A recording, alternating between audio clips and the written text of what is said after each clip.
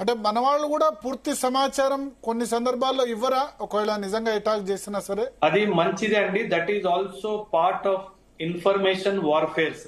Okay. ఎందుకంటే మనం ఎలా అంటే మన ఇండియాలో ఒక డెమోక్రటిక్ కంట్రీ కాబట్టి అందరికీ నిజం చెప్పే అధికారం ఉంది కాబట్టి మేబీ ఆర్మీ చేయబోయే, ఎయిర్ ఫోర్స్, నేవీ చేయబోయే ఫ్యూచర్ ఆపరేషన్స్ కి ఏమైనా ఉల్లంఘన జరుగుతుంది అనుకుంటే ఆర్మీ, ఎయిర్ ఫోర్స్, నేవీ ఆ న్యూస్ ని రిలీజ్ చెయ్యదండి. సో ఆ పరిస్థితుల్లో మనం కూడా మౌనం పాటించి ఆ కాన్ఫిడెన్షియాలిటీని మెయింటైన్ చేయాలి.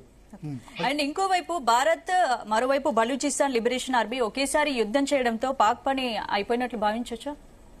100% పాకిస్తాన్ రెండు ముక్కలుగా విడిపోవడం మాత్రం ఖాయం అండి. It may take 10 days, it may take 15 days, a month or 2, but Balochistan ఈసారి పాకిస్తాన్ నుంచి విడిపోవడం అన్నది ఖాయం. ఎందుకంటే if at all India decides, it can happen in 2 days also. So కాకపోతే పాకిస్తాన్ కి గుణపాఠం చెప్పాలి అన్న ఉద్దేశంతో ఈసారి ఇది ఖచ్చితంగా మనం చేసే తీరుతాము. 1971 రిపీట్ అవుతుందండి.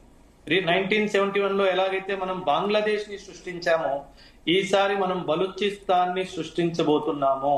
ఇది ఖచ్చితం, ఇది వాస్తవం, ఇది జరిగి తీరుతుంది. అంటే పాక్ ప్రధాని సైతం భారత్ దాడికి భయపడి బంకర్లోకి వెళ్ళిపోయారని తెలుస్తోంది. అయితే పాక్ మాత్రం రఫేల్ కూల్ చేశామంటూ ఫోటో కూడా వైరల్ చేస్తోంది కదా, మరి దీన్ని ఎలా చూడొచ్చంటారు?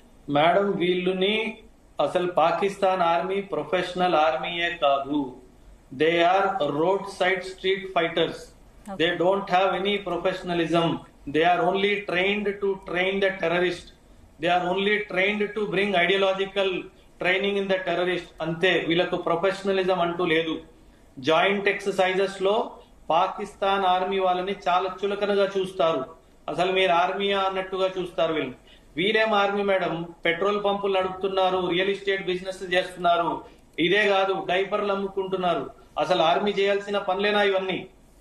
అసలు సిగ్గుతో తల వంచుకునే సిచ్యువేషన్ వచ్చింది పాకిస్తాన్ లో. అందుకే ప్రజలు కూడా పాకిస్తాన్ ఆర్మీని గాని, పాకిస్తాన్ పొలిటికల్ క్లాస్ ని గాని అస్సలు ఒక్క రూపాయి కూడా సపోర్ట్ చేయట్లేదు. ఇప్పుడు ఆపరేషన్ సింధూర్ నుంచి మొదలు పెడితే భారత ఆర్మీ పద్ధతి ప్రకారం పాక్ పై యుద్ధం చేస్తుంది అనుకోవచ్చా?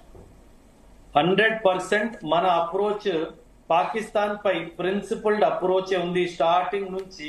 అండ్ మనం ఇదే మెయింటైన్ చేస్తున్నాం. సార్, ఇప్పుడు బలూచిస్తాన్